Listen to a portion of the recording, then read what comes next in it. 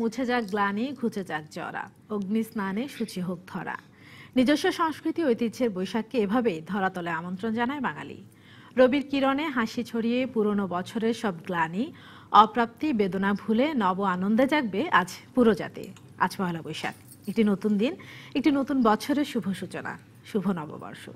স্বাগত 1426।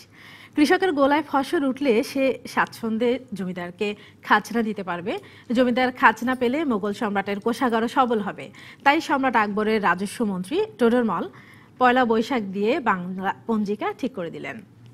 মারমা, ত্রিপুরা, চাকমারাও বছর শুরু করতে ফসলি সনকে চিহ্নিত করে বিজু, বিশু, সাংরাই আর বৈশু উৎসবের মধ্য দিয়ে, যা একসঙ্গে পরিচিতি পায় বৈশাখী নামে। আজ কথা বলবো আমরা বৈশাখ নিয়ে। আমার সাথে আছেন নাট্য নির্মাতা জয়নিকা চৌধুরী ও অভিনেত্রী তানভিন সুইটি। স্বাগত জানাচ্ছি আপনাদের দুজনকে এবং দুজনকেই শুভ নববর্ষ। শুভ নববর্ষ। তবে আজকে আমি আর সুইটি আমাদের এবারের বৈশাখটা নুসরাতেরকে উৎসর্গ করতে চাচ্ছি। আমি বৌদি বলি। বৌদি শুধু না, আমরা অনেকেই আসলে ঠিক করেছি যে আমরা পহেলা বৈশাখ বছরের প্রথম দিন আমরা নুসরাতকে উৎসর্গ করব। আমরা সবাই আসলে নুসরাতের কথা মাথায় রেখে কিন্তু আজকে নববর্ষটা পালন করছি।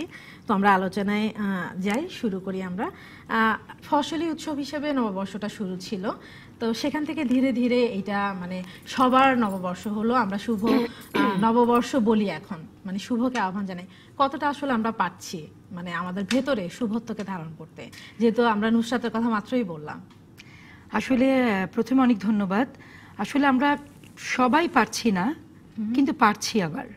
সেটা আসলে পুরোটাই নির্ভর করবে আসলে বেশিরভাগ ক্ষেত্রে পরিবার থেকে, মানে পরিবার থেকে আমরা যা শিখি, যা ধারণ করি, সেটাই কিন্তু আমাদের চলমান জীবনে আমরা দেখাই বা প্রতিফলিত হয় বা রিফ্লেক্ট করে। আমি যে পরিবার থেকে বেড়ে উঠেছি সেটাই কিন্তু আপনার সুইটি বা আমার দেশের মানুষ সবার সাথে কিন্তু আমরা ওভাবেই একটা বিহেভ তৈরি করব। আমার মনে হয় ছোটবেলা থেকে শিক্ষা, পরিবারের কালচার সব কিছুই আসলে একজন মানুষকে পরিপূর্ণভাবে তৈরি করে এবং সেটা রিফ্লেক্ট করে। আসলে কিন্তু আমরা সবাই যারা আমরা দেখতে পাচ্ছি যে আসলে আমরা খুবই আজকে, কিন্তু সত্যি কথা বলতে কি আমি আজকে খুবই একটু নার্ভাস এই কারণে আসলে মনটাও তো একটু ভালো নেই, সবারই মনটা একটু খারাপ আছে। আর চারিদিকে যে অশুভ শক্তি এবং এটা যা দেখতে পাচ্ছি, শুধু নুসরাত না, এরকম হাজার হাজার নুসরাত কিন্তু এসছে না। আমাদের বিগত সময় থেকে আমরা যেখানে এখন দাঁড়িয়ে আছি, যে সময়টায় দাঁড়িয়ে আছি, সেই সময় থেকে আমি বলবো যে হ্যাঁ, আমরা অনেক কিছু থেকে এখন আমরা যদি পিছনের দিকে তাকাই, দেখা যাবে যে আমরা আগে যেভাবে চলাফেরা করতাম, মেয়েরা বিশেষ করে, ওই জায়গা থেকে যদি আমরা চিন্তা করি তাহলে কিন্তু আমরা অনেকে এগিয়ে আছি। আপনি, আমি, বৌদি এবং অনেক মেয়েরা এখন কাজ করছে বা দাপটের সাথে সামনে এগিয়ে যাচ্ছে সব ক্ষেত্রে। তো আমার মনে হয় হ্যাঁ, কিছু কিছু অশুভ তো থাকেই, সেই জিনিসগুলোকে আমরা যারা নারী আছি, নারীদের কঠোর হাতে দমন করতে হবে এবং প্রতিবাদ করতে হবে। যে কোনো কাজে আপনি যান, প্রতিবাদ না, মানে আমি যদি চুপ করে আনসার না দেই, প্রতিবাদ না করি, তাহলে কিন্তু ওটা সমাধান হবে না। মনে করবে যে ও তো প্রতিবাদ করছে না, ও তো বোবা হয়ে আছে, সো ওকে একটার পর একটা কথা বলা যায়, কিন্তু আসলে প্রতিবাদটা আমাকে করতে হবে। এই প্রতিবাদের কারণেই কিন্তু মেয়েটি যখন মানে ডাইং অবস্থায় ছিল, তখন কিন্তু সে যে কথাগুলো বলে গিয়েছিল যে আমি পুরো বাংলাদেশের কাছে বিচার দিয়ে যাচ্ছি, বা আমি বিচার চাই, আমি বিচার করতে হবে, বা যে কথাগুলি, এগুলো কিন্তু সে ওই মুহূর্তে কিন্তু সে তার মনের মধ্যে যে জোর, ওই সময়ে সে যে বলে গেছে, এটাই কিন্তু আজকে সারা বাংলাদেশে নারীদের মধ্যে অনেক বেশি প্রতিবাদ মুখর হয়ে উঠেছে। চারপাশ কিন্তু আজকে কিন্তু সবাই কিন্তু রাস্তায় নেমেছে, সবাই কিন্তু পথে নেমেছে, এবং এই কাজটাকে কিন্তু সবাই বলছে এর থেকে ঘৃণ্য কাজ আর হতে পারে না। শুধু নুসরাত না, যে কোনো মেয়ের জন্যই আমি বলবো যে নুসরাত আমাদের একটা বলে গিয়েছে বা জনগণ ওর সম্পর্কে কথা বলছে। শুধু আমি বলবো যে নুসরাত না, প্রতিটা মেয়েকে মানে প্রতিবাদ জিনিসটা করতে হবে। যতক্ষণ আমি প্রতিবাদ না করব, আমার কিন্তু কোনো কিছুই হবে না, আমাকে আরো পেয়ে বসবে। এই জায়গা থেকে আসলে আমার মনে হয় আছে আমরা অনেক কিছু অশুভ দেখি, সেটাকে ধরেন আমি মানে চিন্তা করব যে আমাদের মানে বিগত বছর যা হয়ে গেছে, কিন্তু আমাদের সামনে যেন সুন্দরভাবে, আরো সুন্দরভাবে আমরা নারীরা সামনের দিকে এগিয়ে যেতে পারি। আমরা আর আমাদের নেত্রী কিন্তু একজন নারী, এবং আমি খুব পজিটিভ। আজকে যেহেতু বছরের প্রথম দিন, আমার খুব প্রিয় একজন মানুষ সুইটি, আপনিও অনেক পছন্দের, আমরা এখানে বসেছি। মানে আমি সবসময় আশাবাদীর দলে, তো আমার মনে হয় যে মাননীয় প্রধানমন্ত্রী আমাদের নেত্রীকে তো আমরা সবাই খুব শ্রদ্ধা করি, সম্মান করি।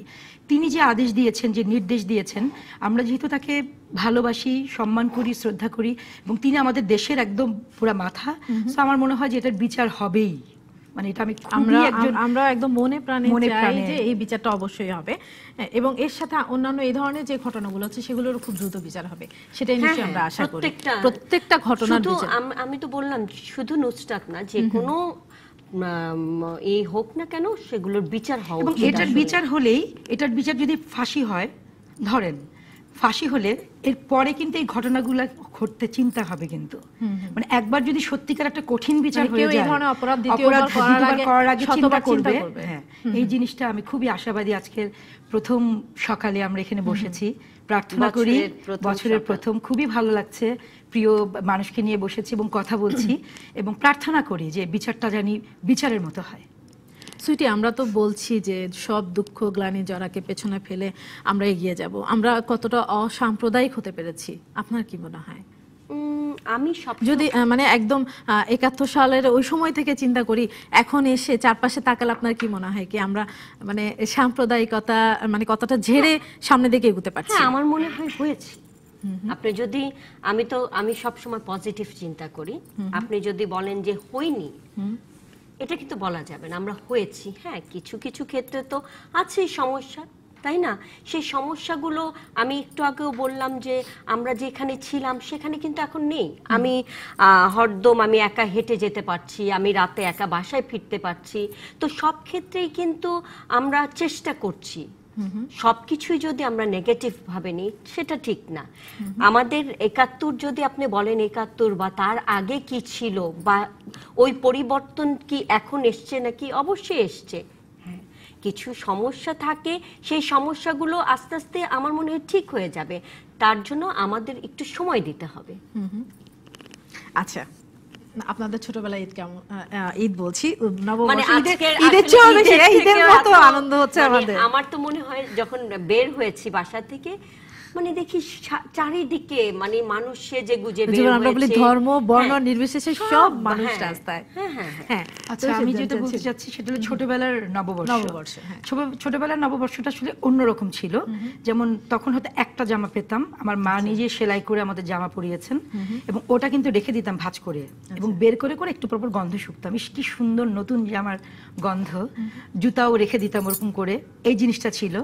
আর তার একটু পরে যখন বড় হলাম, ধরেন ক্লাস 7 থেকে, আমি তো ছায়ানট থেকে বের হয়েছি। প্রত্যেকবার পহেলা বৈশাখে ভোর 5:30টায় বটমূলে গান করতাম, গান গাইতাম। এটা অনেক একটা ভালো লাগে, এবং তখন কিন্তু সত্যি যেতাম একটা, তখন এই বটমূলটাই ছিল আমাদের আকর্ষণের মূল কেন্দ্রবিন্দু। এখন যেটা হয়েছে, হ্যাঁ, এখন তো অনেক চারিদিকে অনেক বেশি, ওই যে সুইটি একটু আগে বললো যে অনেক কিছু পরিবর্তন। হ্যাঁ, অনেক কিছু পরিবর্তন, অনেক চ্যানেল, অনেক পহেলা বৈশাখের অনুষ্ঠান, শুভ নববর্ষ অনেক জায়গায় হচ্ছে। কিন্তু আমি বললাম না, পরিবর্তন কিন্তু হয়েছে। সেই কিন্তুটা কি জানেন? সেই কিন্তুটা হচ্ছে, যেমন আগে কিন্তু আমরা একটা পোশাক পেতাম বা একটা শাড়ি পেতাম, এখনকার এই জেনারেশনের অনেক কিছু পায়। মানে আমাদের মধ্যে যেমন একটা অন্যরকম একটা ফিলিং ছিল, আমরা যেমন অনেক পুরনো মানুষ দেখতে উঠে দাঁড়িয়ে যাই, আদর করি, মানে সারা বছর দেখা হয় না, কিন্তু অনেকদিন পর দেখা হলে যে একটা উচ্ছ্বাস, এই জিনিসটা কিন্তু অবশ্যই একটু কম আছে। এটা আমার কাছে মনে হয়, কারণ ওরা তো আসলে, এটা ওদেরও দোষ না, এই জেনারেশনকে আমি অনেক স্যালুট দিই। ওরা অনেক ভালো, ওরা দেশকে অনেক ভালোবাসে, দেশের জন্য অনেক কিছু করে, অনেক ভাবে দেশের জন্য। কিন্তু এই ফিলিংটা আমাদের মতো নাই, আমাদের এই ফিলিংটা কিন্তু এখনো আছে। এখনো যখন, যেমন আমি সিনিয়রদের সাথেও যখন কাজ করি, সেই যে একটা মূল্যবোধ, সেই যে উঠে দাঁড়ানো, সেই জড়িয়ে ধরা, সেই যে একটা রেসপেক্ট, হয়তো আমি অনেক ছোট বড় একজনের সাথে কাজ করছি, সেই রেসপেক্ট সবকিছু কিন্তু ওই আগের দের সাথে মিলবে না। এখানে হয়তো একটু তফাৎ, বাট অনেক আধুনিক হয়েছে। পুরা বাংলাদেশ পহেলা বৈশাখ করছে, উদযাপন করছে, এটা অনেক অনেক ভালো লাগা। আচ্ছা, আমার পহেলা বৈশাখ ছোটবেলায় যেটা হয়েছে তার থেকে অনেক পরিবর্তন, অনেক কিরকম? মানে আগে চিন্তা করতাম না যে আমি বাইরে বের হব সারাক্ষণ, মানে এই অনুষ্ঠান থেকে, মানে আমরা এখন যেটা সকালে বের হই, রাতে হয়তো একটার পর একটা, মানে এখান থেকে ওখানে, এখান ওখান থেকে থেকে এখানে, সেখানে। এখান থেকে ওখানে যাচ্ছি। হ্যাঁ, আগে দেখা যেত যে সীমিত ছিল, এটা হচ্ছে সীমিত কি শুধু বটমূলে এক প্রোগ্রাম হতো ছায়ানটের, আর হচ্ছে এলাকা পাড়া জুড়ে হতো, হয়তো স্কুলে হতো, বা আমরা হয়তো একটা জামা পেতাম, বাসায় রান্না বান্না হতো। এখন ওই জায়গাটা ছাড়িয়ে বিশাল হয়ে গেছে। মানে এখন শুধু আগে দেখা যেত যে মধ্যবিত্ত বা একটু ভালো অবস্থায় যারা, এখন ওই জায়গাটাই নাই। এখন একদম একজন গ্রামের মানুষ থেকে শুরু করে যারা রিক্সা চালাচ্ছে তারা পর্যন্ত পহেলা বৈশাখ করছে। এবং আমার বাসায় মেয়েগুলো, মানে তারা আজকে মনে আমি ঘুমে আমার আগে উঠে গেছে, এবং মানে আজকে তো আমি সকালে উঠেছি অনেক, দেখা গেল যে ওরা রান্নার করে ফেলছে, ইলিশ মাছ ভাজবে, মানে ওদের মধ্যেও একটা উৎসব ভাব, আসলে অনেক ব্যাপকতা হয়েছে, অনেক পরিবর্তন এসেছে। সেই সাথে আমাদের একটা ছোট্ট বিরতিরও সময় হয়ে গেছে, একটা ছোট বিরতি নিয়ে আসছি। দর্শক, অন্য পক্ষে একটা বিরতি নিচ্ছি, সঙ্গে থাকুন। আবারও স্বাগত অন্য পক্ষে। আজ আমরা কথা বলছি নতুন বছরের আবাহন এই বিষয়টি নিয়ে। আমার সঙ্গে আছেন নাট্য নির্মাতা চয়নিকা চৌধুরী ও অভিনেত্রী তানভীন সুইটি। আমরা আলোচনায় যাবার আগে একটা ছোট্ট বৈশাখের খবর শুনে আসতে চাই পটুয়াখালী থেকে। পটুয়াখালী থেকে নতুন বছরের বরণের খবর জানাতে আমাদের সঙ্গে যোগ দিচ্ছেন সহকর্মী নীনা আফরোজ। নীনা, নববর্ষের আয়োজন কেমন দেখছেন জানাবেন আমাদের।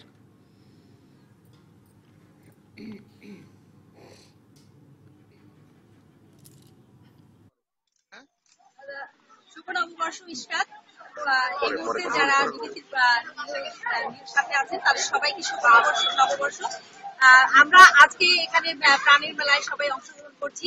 সারা বাংলাদেশে একই ধরনের অনুষ্ঠান চলছে এই বর্ষবরণকে কেন্দ্র করে।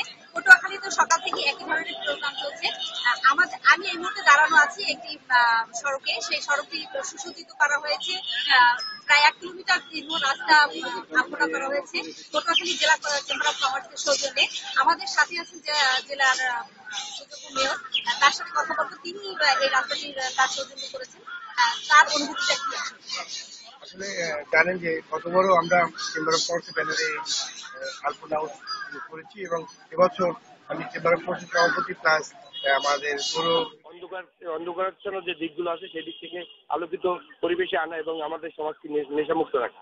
আমরা সবাই আসলে বলে থাকি নেশামুক্ত সমাজ গড়ার জন্য আমরা যদি এই তরুণদের এ ধরনের উৎসবমুখর পরিবেশে বিভিন্ন আনন্দ উদ্দীপনা রাখতে পারি, তাহলে আমার মনে হয় আমাদের সমাজ থেকে যে নেশার যে দুর্বল ভাবটা সেটি সমাজ থেকে বিতাড়িত হবে এবং আমার সমাজে আলোকিত হবে। ধন্যবাদ। আমাদের সাথে বিভিন্ন বয়সের লোক রয়েছে এবং এমনকি শিশু রয়েছেন। আমরা তাদের কাছ থেকে জানবো আসলে কি ধরনের আনন্দ তারা উপভোগ করছেন। তুমি কার সাথে এসেছো বাবু? আমি মা বাবার সাথে। কেমন লাগছে তোমার এখানে এসে? এখানে এসে খুব মজা লাগছে। ধন্যবাদ। তুমি কার সাথে এসেছো বাবু? আমি মা বাবার সাথে। কেমন লাগছে তোমার এখানে এসে? আপনি বলেন আপনাদের এখানে আসছেন, কেমন মজা লাগছে? নববর্ষ 1426 আর সভাপতি আসলে তার উৎসাহে এটা গত বছরই শুরু হয়েছিল। এবছর উনি মেয়র নির্বাচিত হয়েছেন। আমরা আমাদের বর্ষবরণটা উৎসব মুখর করার জন্য রাস্তার আরো বেশি আলোচনা এটা অনেক সুসজ্জিত করেছেন। ধন্যবাদ। ধন্যবাদ সবাইকে আবারও বর্ষবরণের শুভেচ্ছা। এই ছিল ইশরাত পটুয়াখালীর বর্ষবরণের খবর।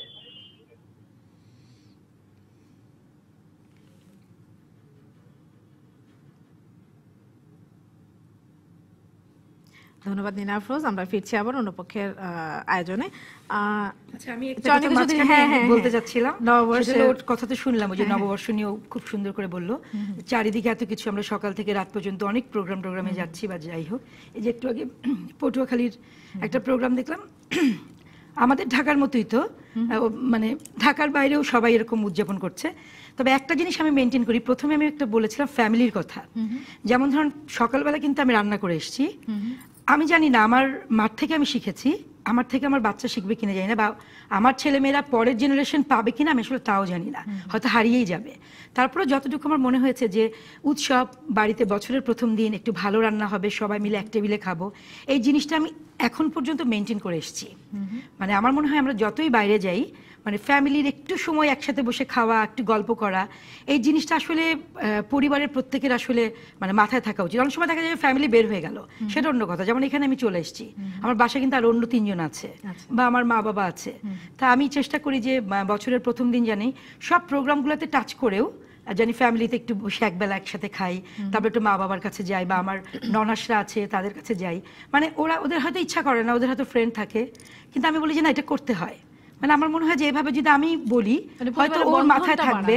আরেকটা জিনিস আমি বলছিলাম না যে আমাদের সময় পাড়া, মানে আমরা অনেকে মনে করতো শুধু এই উৎসবটা ঢাকাতেই হচ্ছে, শাহবাগে হচ্ছে, বা বটমূলে ছায়ানট গান করছে। এখন আপনি দেখেন যে এখানে একটা পটুয়াখালীর মতন একটা মফস্বল মানে জায়গায়, সেখানে 1 মাইল ধরে আলপনা করেছে। সেখানে একটা মেয়েকে আমি দেখলাম যে হলুদ শাড়ি পরে ফুল টুল দিয়ে সেজে মানে বের হয়েছে। এই যে তাদের মধ্যে যে উৎসাহ, এই যে আনন্দটা সব জায়গায় এখন ছড়িয়ে গেছে। আসলে এইটার ব্যাপকতা বিশাল। সুইটি, বৈশাখের বাংলাদেশে যখন মানে পুরো দেশব্যাপী বৈশাখের আয়োজনটা শুরু হলো, বুটিক হাউসগুলো এই বৈশাখ উপলক্ষে পোশাক আনা শুরু হলো, তখন কিন্তু আপনারা সেখানে মানে বুটিক হাউসগুলো মডেলিং আপনারা করতেন, সেই গল্পগুলো শুনতে চাই। আসলে তো মানে ছোট সময় তো সেইভাবে পহেলা বৈশাখটা করাও হয়নি।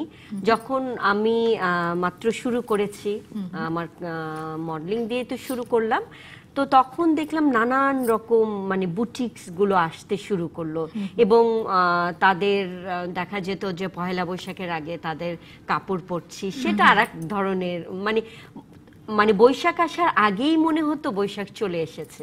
সেই আমরা কাপড় পরতাম সুন্দর সুন্দর, এবং আগে তো এখন বৌদি একটা কথা বলছিল যে আগে একটা কাপড় পেতাম, এখন অনেকগুলো পাই। আসলে এখন দেখা যায় যে বৈশাখ আসার আগেই আমাদের অনেক বুটিক্স আমাদের গিফট পাঠাচ্ছে, বা আমরা কিনছি, আমরা কাউকে দিচ্ছি। এই যে দেয়া নেয়া উপহার, মানে একটা মানে সবার মধ্যে একটা, তুমি কিছুক্ষণ আগে যেমন বললে যে ঈদ, মানে আসলে এটা একদম ঈদের মতনই একটা উৎসব। যার জন্য অনেক সময় মনে হয় কি যে উৎসবটা আসলে মানে আমরা সবাই মিলে যেমন কাপড় কিনছি, এটা কিনছি, সেটা কিনছি, শুধু কাপড়ের জায়গায় কিন্তু সীমাবদ্ধ না এইটা। আমি ওটার সাথে কি অর্নামেন্টস পরবো এবং কোন বুটিক্সের কাপড় পরবো, এগুলো কিন্তু সারাক্ষণ। এবং আমরা সেই সময়টা যখন সবাই মিলে কাজ করতাম বুটিক্সগুলোর, যে এই আজকের কাপড় পরবো, কালকে ওর কাপড় পরবো, ফটোশুট হবে, সেটাও আর একটা আনন্দ ছিল। মানে বৈশাখ আসার আগেই মনে হচ্ছিল বৈশাখ আসছে, এলো বৈশাখ, এলো বৈশাখ।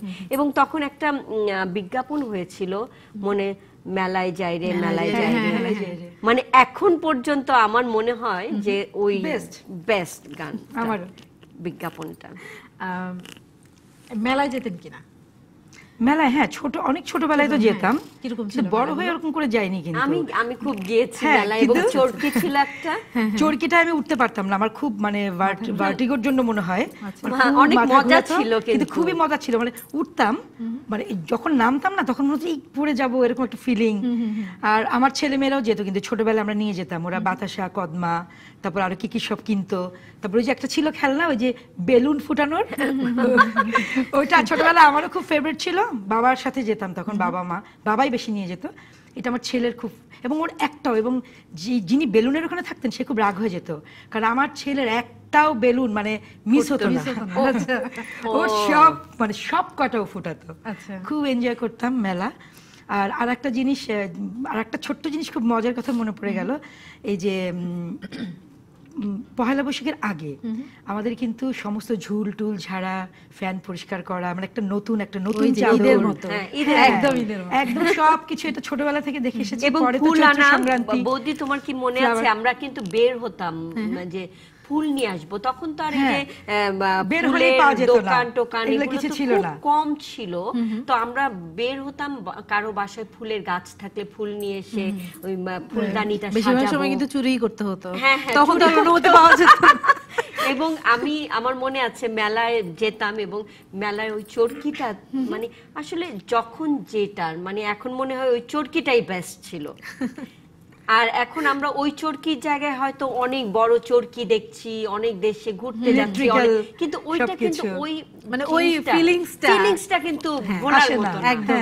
এবং এই যে জিনিসগুলো বিক্রি করতো, কালারফুল জিনিসগুলো কিনতাম, চুরির একটা ইয়ে ছিল, রেশমি চুড়ি। রেশমি এখন তো চুড়ি। কত রকমের চুড়ি, কিন্তু সেই রেশমি চুড়ি, ঝুনঝুন শব্দ, খুব মানে আমার আসলে মেয়ে হলো রেশমি চুড়ি, ওর যে কত চুড়ি, আচ্ছা মানে তখন আমার মনে পড়ে যায় স্বামীও তো এরকম কত চুড়ি কিনতাম, ওর অনেক মানে চুড়ি। এখন এই যে গল্প করছি না, এই গল্প চোখে ভেসে করতে ভাসছে যেয়ে না আসলে মনে হচ্ছে আসলে ওই ছোটবেলার দিনগুলো কথা। এখন মনে হচ্ছে আসলে আজকের এই দিনটায় মনে হচ্ছে মা বাবা সবার কথা মনে হচ্ছে, তারপর ভাই বোন একসাথে ছিলাম, ওই জায়গাগুলো তো আসলে সবাই সবার মতন ব্যস্ততার জন্য ব্যস্ত হয়ে সবাই গেছে, সবার, সবাই এক এক জায়গায় এক একজন আড্ডাতে মনে হলো। একটা ছোট্ট বিরতি নিয়ে আসছি।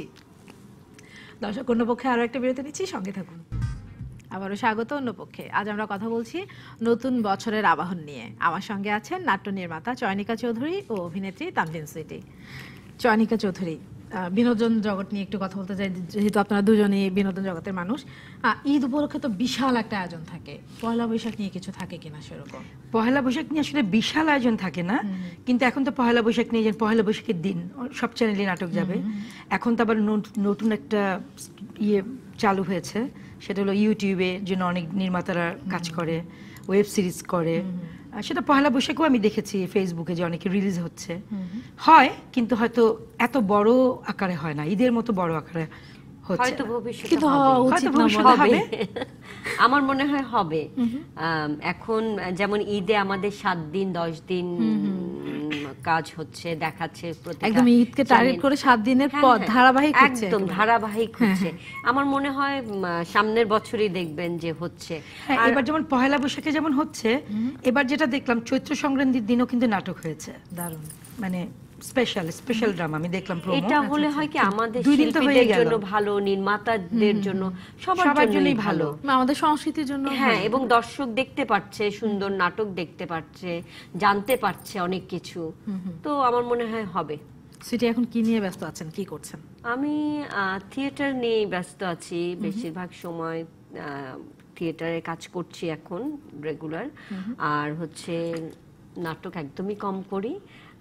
2-3 দিন আগে একটা নাটক করলাম 1 ঘন্টার। আসলে স্ক্রিপ্টটা যদি ভালো হয়, যেমন বৌদির স্ক্রিপ্ট তো আমরা সব সময় বলি বৌদি খুব ভালো কাজ করে, সবাই আমরা থাকি যে বৌদি যেন বৌদির ভালো স্ক্রিপ্ট পায়। তো বৌদির একটা কাজ করার কথা ছিল, আমিও আশা করছিলাম যে করব রবীন্দ্রনাথ ঠাকুর একটা নাটক, কিন্তু বৌদি যেভাবে ব্যস্ত হয়ে গেছে ফিল্ম নিয়ে, তো আমার মনে হয় বৌদি হবে নাকি। তো আর নাটক করছি, আর আমি এমনিতেই সংগঠন নিয়ে ব্যস্ত, একটু সামাজিক কাজ নিয়ে ব্যস্ত, এগুলোই করছি। আচ্ছা আচ্ছা, আমার ইচ্ছা আছে একটা, মানে যদিও ফিল্ম, আসলে আমার বিশ্ব সুন্দরী রুম্মান রশিদ খানের লেখা আমার ফিল্ম, প্রথম ছবি চলচ্চিত্র, আমাদের প্রথম চলচ্চিত্র। তো এটা নিয়ে আমি অবশ্যই অনেক বড় একটা ব্যাপার, নাটক ওরকম করে আমার করা হচ্ছে না, বা হয়তো ঈদে 10টা নাটক মানুষ দেখতে পাবে না, কিন্তু 2-1টা তো করবো, কারণ নাটক আমার ভালোবাসা। আর সুইটি যেটা বললো, এটা কিন্তু আমার মাথায় আছে, হ্যাঁ বৌদি, কারণ আমার ইচ্ছা আছে একটা, মানে 25শে বৈশাখ অনেক দিন করি না, সেই রবীন্দ্রনাথের নাটক মনে হয় আমি লাস্ট করেছি মনে হয় 2010, তারপর আমার আর করা হয়নি নাটক। তো ইচ্ছা আছে এবছর একটা করার, স্ক্রিপ্ট হচ্ছে। আমি ভেবেছিলাম তোমাকে সারপ্রাইজ দিব, জানি না এখনো করতে পারবো কিনা, কিন্তু আমার কাজ চলছে। আচ্ছা আচ্ছা। আপনার চলচ্চিত্র নিয়ে আরো একটু শুনতে চাই। হ্যাঁ বলেন, কি শুনতে চান? মানে এখানে কারা কারা থাকছেন? আসলে আমার চলচ্চিত্রটা পরিবেশনা হচ্ছে মাছরাঙা। আমার প্রডিউসার নির্বাহী প্রযোজক হচ্ছে অজয় কুণ্ড, অঞ্জন চৌধুরী পিন্টু। আর আমার এখানে থাকছে হলো সিয়াম পরি, দর্শক প্রথম সিয়াম এবং পরীকে প্রথম জুটি দেখতে পাবে। সাথে আছে আমাদের অনেক প্রিয় মানুষ, প্রিয় অভিনয় শিল্পী, এবং অবশ্যই এখন আমাদের মাননীয় সংসদ সদস্য সুবর্ণাম্পা, সুবর্ণা মোস্তফা। আমার অনেক ভালো লেগেছে, কারণ ওনার মতো একটা মানুষ, অনেকে আমাকে বলেছে তুমি পাবে না, বাট আমি যখন স্টেজে দেখলাম আমার ডিক্লারেশনের প্রোগ্রামের দিন, উনি আমাকে বললেন যে আসলে তো আমি গল্পটাই জানি না, চয়নিকা এসে আমাকে বললো আমি রাজি হয়ে গেলাম। সো এটা কিন্তু আমার জন্য অনেক একটা আশীর্বাদের মতো, বিশাল বড় একটা পাওয়া। হ্যাঁ, তো ওনাকে পেয়েছি, ফজলুর রহমান বাবু আছে, মুনিরা মিঠু আছে, আরো একটা কাপল আছে, এটা আমার এখনো ঠিক হয়নি। আর গল্পটা একদম একটু অন্যরকম গল্প, একটু শুনতে চাই যে কিন্তু গল্পটা যে আমি একদমই বলতে চাই না, এটা তো বলা কিন্তু যাবে না। বলতে চাই না একদমই গল্পটা একদমই বলতে চাই না, তবে অবশ্যই একটা ভালোবাসার গল্প, প্রেমের গল্প, একটা মানবতার গল্প, কিন্তু কি এটা আমি তো এখনো বলতে চাই না। এটা দেখতে হলে টিকিট কেটে হলে যেতে হবে। আচ্ছা, নিশ্চয়ই আমরা টিকিট কেটে হলে যাব। কবে নাগাদ শুরু করছেন? জুনে শুটিং, জুনে। আচ্ছা সব ঠিকঠাক থাকলে। আচ্ছা, কতদিন লাগতে পারে এরকম কোনো ধারণা? আমার জুন জুলাই শুটিং, এটা আমার শুটিং এর ডেট পড়েছে। জুন জুলাইয়ের মধ্যে আমার শুটিং শেষ হয়ে যাবে। তারপর তো আমার এডিটিং এর কাজ আছে, এর মধ্যে গানগুলো হয়ে যাবে। এই ছুটি নতুন কিছু করার পরিকল্পনা আছে কিনা? বা আপনার ভক্তরা, আপনার দর্শকরা কিন্তু আপনাকে মিস করে। আমি জানি, আমাকে দেখলেই বলে আপু নাটক করেন না কেন। আমার তেমন কোনো পরিকল্পনা নেই, এই নাটক করব, আছি, নাটকে আছি। যেহেতু আমি মিডিয়াতে অনেক দিন ধরে কাজ করছি, মিডিয়া ছাড়া আসলে চিন্তা করতে পারি না। যে মাঝে মাঝে ভাবি যে না আর কাজ করব না, আবার ভাবি যে না কেন করব না, এটা তো আমারই জায়গা। হ্যাঁ, তো করব, কাজ করব, যদি ভালো স্ক্রিপ্ট পাই তাহলে ফিউচারে কাজ করব। আচ্ছা, আমরা তো নববর্ষ নিয়ে আলোচনা করতে বসেছি। নতুন বছর, নতুন ভালো লাগা, নতুন চাওয়া, কি চাওয়া জানতে চাই এই বছরে সবার কাছে বা নিজের কাছে, দেশের কাছে চাওয়া এবং নিজে কি করতে চাই। আসলে কি করতে চাই, আমি একটু আগেই বলছিলাম যে আমি অনেক কাজের সাথে যুক্ত আছি, যেগুলো আমি নারীদের নিয়ে কাজ করছি, তরুণদের নিয়ে কাজ করছি। আমি বিভিন্ন জায়গায় যাই, মানে তাদের সাথে কথা বলি, যে এবং আমি নতুন বছর, আমরা একটা বছর, নতুন বছর শুরু হলো, তো আমি চাইবো আসলে আমাদের যে সমস্যাগুলো আছে সেই সমস্যাগুলোকে দূর করে, এবং নারীরা যেন আরো সচেতন হয়, সামনের দিকে যেন সুন্দরভাবে হেঁটে যেতে পারে। এবং আমার মনে হয় যে একটা মানুষের কনফিডেন্স থাকলে সে সামনের দিকে এগিয়ে যেতে পারবে, এবং লক্ষ্য ঠিক থাকতে হবে, সে কোথায় হাঁটছে এই জায়গাটা তাকে ঠিক করতে হবে। যদি এই জায়গাটা ঠিক করে, আমাকে প্রথমে ঠিক করতে হবে আসলে আমি কি করছি, আমার লক্ষ্য কি, এবং আমি কোথায় যাব, এই তিনটা ঠিক করে আমাকে সামনের দিকে এগিয়ে যেতে হবে। এবং আমি যেহেতু একজন নারী, আমি অবশ্যই নারীদের বলবো যে এই তিনটা জিনিস ঠিক করে সামনের দিকে হাঁটেন। এবং আমি মানে একদমই শিওর যে যদি এই তিনটা লক্ষ্য ঠিক করে মানুষ হাঁটে সামনের দিকে, তাহলে অবশ্যই তা সাকসেস হবে। এবং আরেকটা জিনিস যে আমি তরুণদের নিয়েও বলবো, যে তরুণ, আমরা যেটা এখন দেখি যে আমরা যে কোনো একটা ফেসবুক বা যে কোনো জায়গায় একটা নিউজ দেখলে সাথে সাথে ওটাকে ধারণ করি, এবং ওটা নিয়ে সত্য মিথ্যা যাচাই না করে আমরা ফট করে একটা কমেন্টস করে দেই। এই কমেন্টসটা না করে আমরা কি হচ্ছে সেটা দেখব। এবং আসলেও আমি অনেক সময় দেখা যায় যে একটা সমস্যার মধ্যে পড়ে যাচ্ছে তরুণরা, এবং হয়তো তারা ওখানে ইনভলভ না, দেখা যাচ্ছে থার্ড পার্সেন্ট একটা মানুষ ওদের সাথে ইনভলভ হয়ে ওই জিনিসটাকে ঘোলাটে করে দিচ্ছে। এই জিনিসগুলো আসলে তরুণ সমাজ, আমি বলবো যে কোনো মানুষ, বিশেষ করে তরুণ এবং তরুণী যারা আছে, তারা একটু চিন্তা করবে আসলে আমরা কি করছি, কেন করছি। অসংখ্য ধন্যবাদ চন্দ্রিকা চৌধুরী, অসংখ্য ধন্যবাদ। আমার সময় আজকে শেষ হয়ে গেছে, এখানে শেষ করতে চাই। অসংখ্য ধন্যবাদ আপনাদের দুজনকে। দর্শক, এই ছিল আমাদের আজকের আয়োজনে। আবার দেখা হবে অন্য কোনো বিষয় নিয়ে, অন্য কোনো অতিথির সঙ্গে। ডিবিসির সঙ্গে থাকুন 24 ঘন্টা।